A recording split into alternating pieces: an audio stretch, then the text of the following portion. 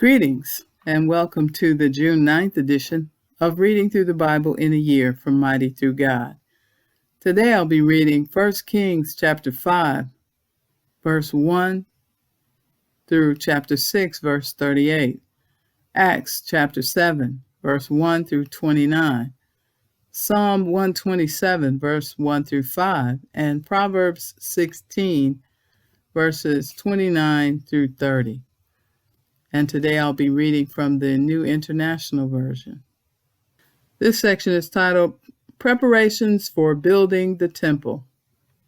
When Hiram, king of Tyre, heard that Solomon had been anointed king to succeed his father David, he sent his envoys to Solomon, because he had always been on friendly terms with David. Solomon sent back this message to Hiram. You know that because of the wars waged against my father David from all sides, he could not build a temple for the name of the Lord his God until the Lord put his enemies under his feet. But now the Lord my God has given me rest on every side, and there is no adversary or disaster. I intend, therefore, to build a temple for the name of the Lord my God, as the Lord told my father David when he said, Your son, whom I will put on the throne in your place, will build the temple for my name. So give orders that cedars of Lebanon be cut for me. My men will work with yours, and I will pay you for your men whatever wages you set. You know that we have no one so skilled in felling timber as the Sidonians. When Hiram heard Solomon's message, he was greatly pleased and said, Praise be to the Lord today, for he has given David a wise son to rule over this great nation. So Hiram sent word to Solomon, I have received the message you sent me, and will do all you want in providing the cedar and juniper logs. My men will haul them down from Lebanon to the Mediterranean Sea, and I will float them as rafts by sea to the place you specify. There I will separate them, and you can take them away, and you are to grant my wish by providing food for my royal household. In this way, Hiram kept Solomon supplied with all the cedar and juniper logs he wanted, and Solomon gave Hiram 20,000 cores of wheat as food for his household, in addition to 20,000 baths of pressed olive oil. Solomon continued to do this for Hiram year after year. The Lord gave Solomon wisdom, just as he had promised him. There were peaceful relations between Hiram and Solomon, and the two of them made a treaty. King Solomon conscripted laborers from all Israel, 30,000 men. He sent them off to Lebanon in shifts of 10,000 a month, so that they spent 1 month in Lebanon and 2 months at home. Adoniram was in charge of the forced labor. Solomon had 70,000 carriers and 80,000 stone cutters in the hills, as well as 3,300 foremen who supervised the project and directed the workers. At the king's command, they removed from the quarry large blocks of high-grade stone to provide a foundation of dressed stone for the temple. The craftsmen of Solomon and Hiram and the workers from Byblos cut and prepared the timber and stone for the building of the temple. Chapter 6.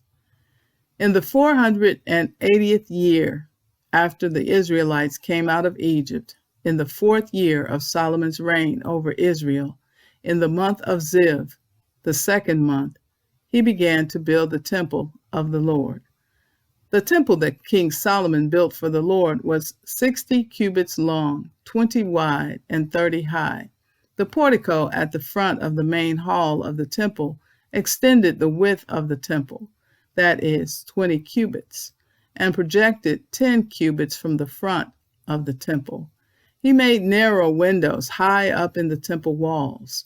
Against the walls of the main hall and inner sanctuary, he built a structure around the building, in which there were side rooms.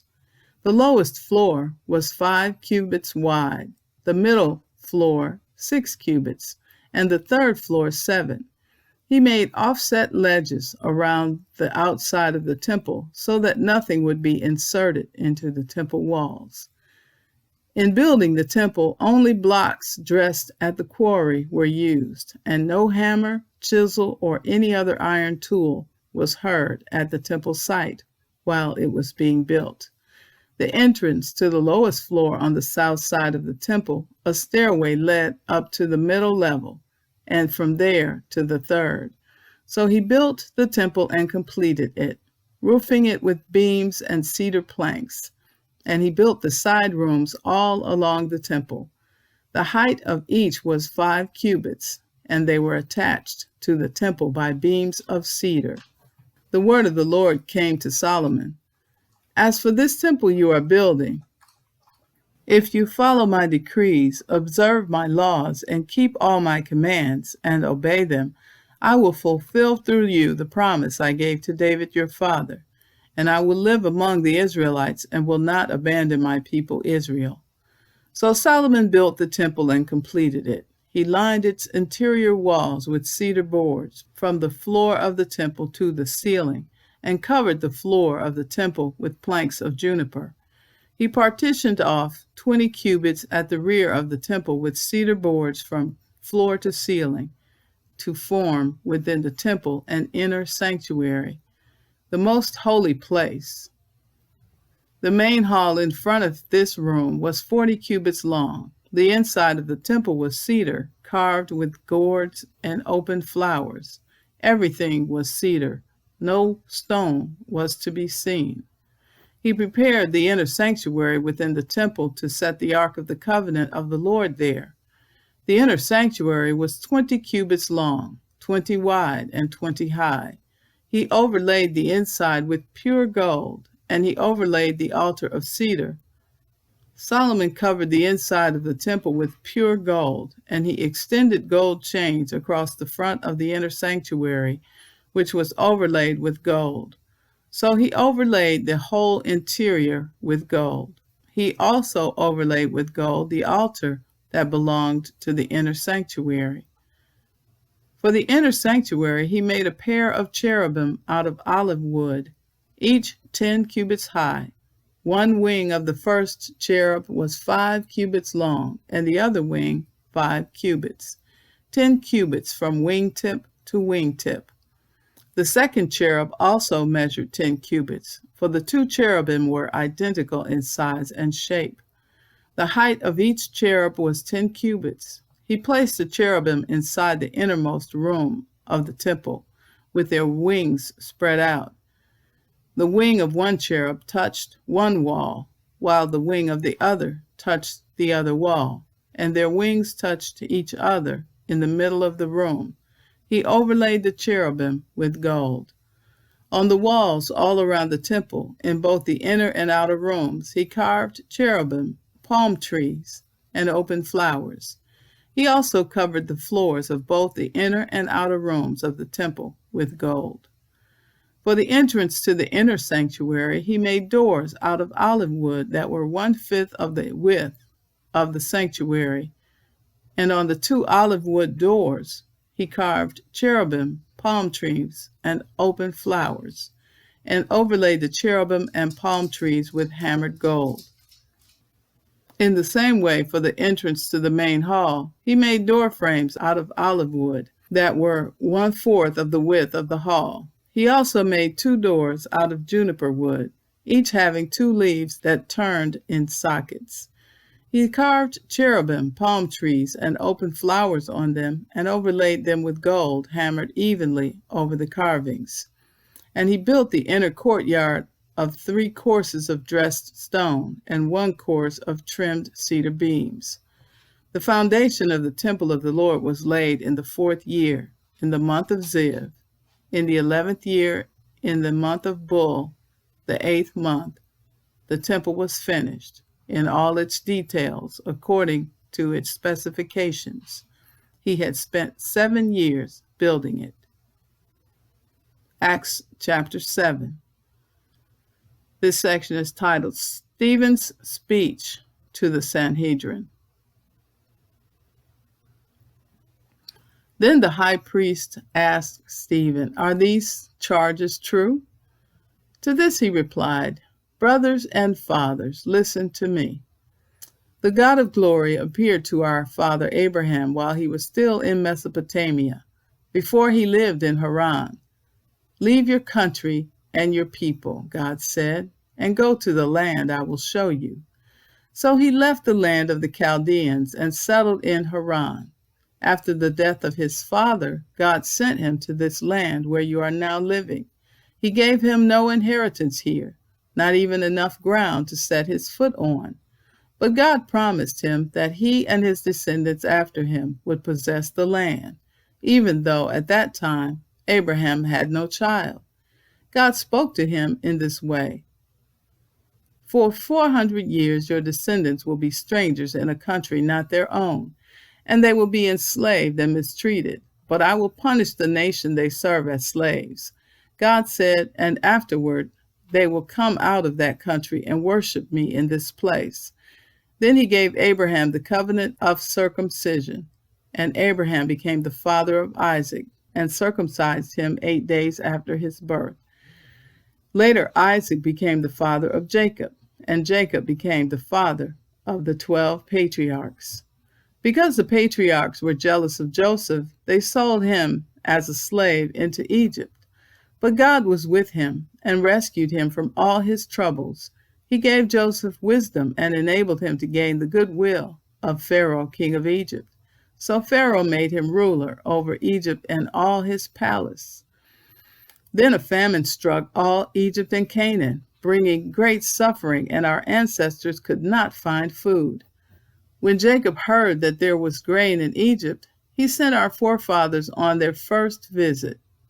On their second visit, Joseph told his brothers who he was, and Pharaoh learned about Joseph's family.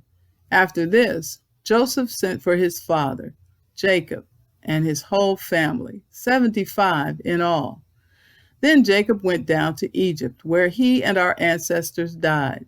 Their bodies were brought back to Shechem and placed in the tomb that Abraham had bought from the sons of Hamor at Shechem for a certain sum of money. As the time drew near for God to fulfill his promise to Abraham, the number of our people in Egypt had greatly increased. Then a new king, to whom Joseph meant nothing, came to power in Egypt. He dealt treacherously with our people and oppressed our ancestors by forcing them to throw out their newborn babies so that they would die. At that time, Moses was born, and he was no ordinary child. For 3 months, he was cared for by his family. When he was placed outside, Pharaoh's daughter took him and brought him up as her own son. Moses was educated in all the wisdom of the Egyptians and was powerful in speech and action. When Moses was 40 years old, he decided to visit his own people, the Israelites. He saw one of them being mistreated by an Egyptian, so he went to his defense and avenged him by killing the Egyptian. Moses thought that his own people would realize that God was using him to rescue them, but they did not. The next day, Moses came upon 2 Israelites who were fighting. He tried to reconcile them by saying, "Men, you are brothers. Why do you want to hurt each other?" But the man who was mistreating the other pushed Moses aside and said, "Who made you ruler and judge over us? Are you thinking of killing me as you killed the Egyptian yesterday?"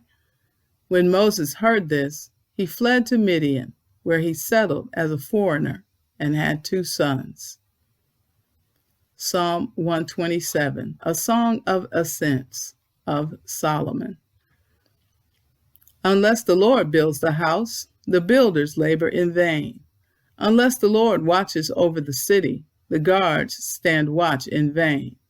In vain you rise early and stay up late, toiling for food to eat, for he grants sleep to those he loves. Children are a heritage from the Lord, offspring a reward from him. Like arrows in the hands of a warrior are children born in one's youth. Blessed is the man whose quiver is full of them. They will not be put to shame when they contend with their opponents in court. Proverbs 16, verses 28 through 30. A perverse person stirs up conflict, and a gossip separates close friends. A violent person entices their neighbor and leads them down a path that is not good. Whoever winks with their eye is plotting perversity. Whoever purses their lips is bent on evil.